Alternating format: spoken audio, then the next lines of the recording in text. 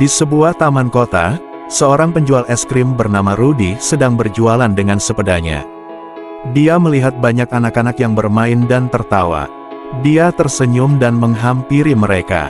Sebelum lanjut kisahnya, silakan subscribe, like, dan komen. Yang subscribe saya doakan banyak rezeki dan dimudahkan segala urusannya. Amin. Rudy, hai, siapa yang mau es krim? Saya punya banyak rasa, coklat, vanila, stroberi, dan lain-lain. Hanya Rp5.000 per kon. Anak 1, aku mau coklat pak. Anak 2, aku mau vanila pak. Anak 3, aku mau stroberi pak. Rudy, baiklah, tunggu sebentar ya.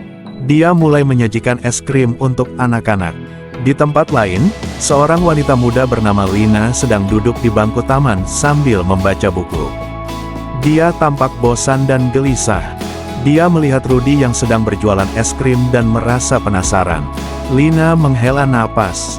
Ah, hidupku kok begini ya. Sudah lulus kuliah, tapi belum dapat kerja. Padahal aku sudah kirim lamaran ke banyak tempat. Apa salahku? Rudy mendekati Lina. Hai mbak, mau es krim? Segar dan enak loh. Lina menoleh. Oh, pak penjual es krim. Maaf, saya tidak mau. Terima kasih, Rudy. Wah, kenapa mbak tampak sedih? Ada masalah apa? Lina menggeleng. Tidak ada, pak. Saya hanya... Dia terdiam. Rudy, saya lihat mbak membaca buku. Mbak suka baca buku ya? Lina tersenyum sedikit. Iya pak, saya suka baca buku. Ini buku favorit saya, tentang kisah inspiratif orang-orang yang berhasil mengubah hidupnya. Rudy, wah, bagus sekali. Saya juga suka baca buku, tapi jarang punya waktu. Saya sibuk berjualan es krim dari pagi sampai sore. Lina terkejut. Oh, pak penjual es krim juga suka baca buku. Rudy, iya mbak, saya suka baca buku sejak kecil. Tapi sayang, saya tidak bisa melanjutkan sekolah. Saya harus membantu orang tua saya yang sakit-sakitan.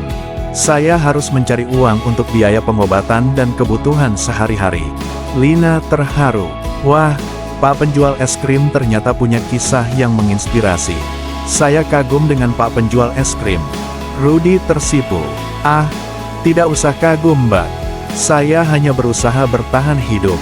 Saya bersyukur masih bisa berjualan es krim dan membahagiakan anak-anak.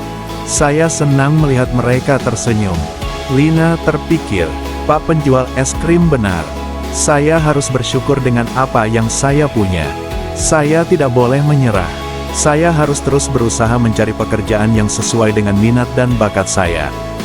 Di hari berikutnya, Lina kembali ke taman kota. Dia membawa buku yang sama dan sebuah tas. Dia mencari Rudy yang sedang berjualan es krim.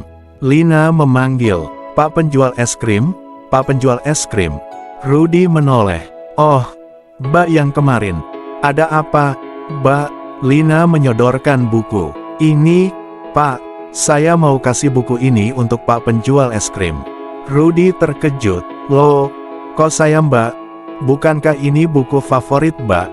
Lina, iya pak, tapi saya rasa pak penjual es krim lebih pantas punya buku ini. Saya yakin pak penjual es krim akan suka baca buku ini. Rudy terharu. Wah, terima kasih banyak mbak. Ini hadiah yang sangat berharga bagi saya.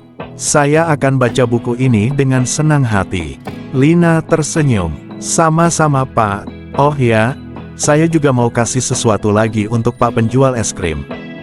Dia membuka tasnya dan mengeluarkan sebuah surat. Rudy bingung. Ini apa, Mbak? Lina, ini surat lamaran kerja, Pak. Saya baru saja dapat panggilan wawancara dari salah satu perusahaan yang saya lamar. Saya mau minta tolong Pak penjual es krim untuk mengantarkan surat ini ke kantor perusahaan tersebut. Rudy terkejut. Loh, kok saya mbak? Bukankah mbak yang harus mengantarkan surat ini sendiri? Lina, iya pak, tapi saya tidak punya kendaraan. Saya hanya bisa naik angkot atau ojek. Saya takut surat ini terlambat sampai atau rusak di jalan. Saya percaya Pak penjual es krim bisa mengantarkan surat ini dengan cepat dan aman dengan sepedanya. Rudy ragu. Tapi, Mbak, Lina memohon, tolong Pak, ini kesempatan emas bagi saya. Saya sangat berharap bisa diterima di perusahaan ini. Saya yakin Pak penjual es krim juga ingin saya berhasil, kan? Rudy tersentuh. Baiklah Mbak, saya akan bantu Mbak. Saya akan mengantarkan surat ini sekarang juga. Lina berterima kasih. Terima kasih banyak Pak. Saya sangat berterima kasih kepada Pak penjual es krim. Semoga Pak penjual es krim selalu sehat dan sukses. Rudy menyemangati. Sama-sama Mbak. Semoga Mbak juga sehat dan sukses. Semoga Mbak diterima di perusahaan itu. Ayo, semangat. Rudy segera berangkat dengan sepedanya. Dia membawa surat lamaran Lina di tasnya. Dia berusaha secepat mungkin menuju kantor perusahaan yang dituju. Dia melewati jalan-jalan yang macet dan berliku. Dia menghindari kendaraan-kendaraan yang berlalu lalang. Dia berhati-hati agar surat lamaran tidak jatuh atau rusak. Rudy berbicara sendiri. Ayo Rudy, kamu pasti bisa. Kamu harus bantu Mbak Lina. Kamu harus sampai ke kantor perusahaan sebelum jam tutup. Kamu harus pastikan surat lamaran ini sampai ke tangan yang tepat. Setelah berjuang keras, Rudy akhirnya sampai di kantor perusahaan yang dituju. Dia melihat papan nama yang bertuliskan PT Bintang Ceria. Dia masuk ke dalam gedung dan mencari resepsionis. Rudy menyapa, "Selamat siang Mbak. Saya mau mengantarkan surat lamaran kerja untuk Mbak Lina. Ini suratnya." Dia menyerahkan surat lamaran. Resepsionis menerima surat lamaran. "Oh, ini surat lamaran untuk Mbak Lina. Terima kasih, Pak. Saya akan segera sampaikan ke bagian HRD." Rudy memastikan, "Baiklah Mbak, tolong pastikan surat ini sampai ke tangan yang tepat, ya. Ini sangat penting bagi Mbak Lina." Resepsionis menenangkan, "Tenang saja Pak, saya akan pastikan surat ini sampai ke tangan yang tepat. Saya juga akan beritahu Mbak Lina bahwa suratnya sudah sampai." Rudy berterima kasih. "Terima kasih banyak Mbak. Saya harap Mbak Lina bisa diterima di perusahaan ini." Resepsionis tersenyum. "Sama-sama Pak, saya juga harap begitu. Pak penjual es krim ini teman atau saudara Mbak Lina?" Rudy menjelaskan, "Bukan Mbak, saya hanya kenal Mbak Lina kemarin di taman kota." Beberapa hari kemudian, Lina mendapat kabar baik dari PT Bintang Ceria. Dia diterima sebagai karyawan baru di perusahaan tersebut. Dia sangat senang dan berterima kasih kepada Tuhan. Dia juga ingat Rudy yang telah membantunya mengantarkan surat lamaran. Dia ingin berterima kasih secara langsung kepada Rudy. Dia pergi ke taman kota dengan membawa sebuah kado. Lina mencari Rudy. "Pak penjual es krim, Pak penjual es krim. Di mana Pak penjual es krim?" Anak-anak menjawab, "Pak penjual es krim ada di sana, Mbak. Dia sedang berjualan es krim." Lina mengucapkan terima kasih. "Terima kasih nak." Dia berlari menuju Rudy.